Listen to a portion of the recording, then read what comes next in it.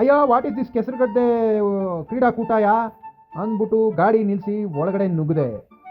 ಆಗ ತಾನೇ ಮ್ಯಾಚ್ ಶುರು ಆಗುತ್ತೆ ಅಂತ ಅನೌನ್ಸ್ಮೆಂಟ್ ಮಾಡ್ತಾಯಿದ್ರು. ಫುಲ್ ಥ್ರಿಲ್ ಆಗಿ ಮ್ಯಾಚ್ ನೋಡೋಣ ಅಂತ ಕಾದೆ. Match Kotekoppa versus Karmado brother.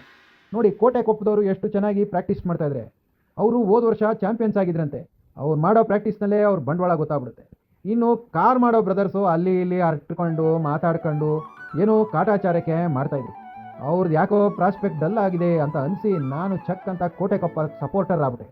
Match ಶುರುವಾಯಿತು. ಬೇರೆ ಕಡೆ ಏನಾಗ್ತಾ ಇದೆ ಅಂತ ನೋಡೋಕ್ಕೆ ಹೋದೆ. ಅಲ್ಲಿ ನೋಡಿದ್ರೆ ಯಾರೋ ಸುನಿಲ್ ಗವಾಸ್ಕರ್ ರೇಂಜಲ್ಲಿ ಮ್ಯಾಚ್ ಅನಲೈಸ್ ಮಾಡ್ತಾಯಿದ್ರು. ಅಂದಾಗೆ ಈ ಮ್ಯಾಚನ್ನ ಲೈವ್ ಕವರೇಜ್ ಮಾಡ್ತಾ ಇರೋದು ಕೊಡಗು ಧ್ವನಿ. ನೀವು ಅವ್ನ ಟಿ ಶರ್ಟ್ ನೋಡಿರಬೇಕಾಗಿತ್ತು. ಈಗ ಇರಲಿ, ಮತ್ತೆ ಮ್ಯಾಚು ಪ್ರಾರಂಭ ಆಯಿತು.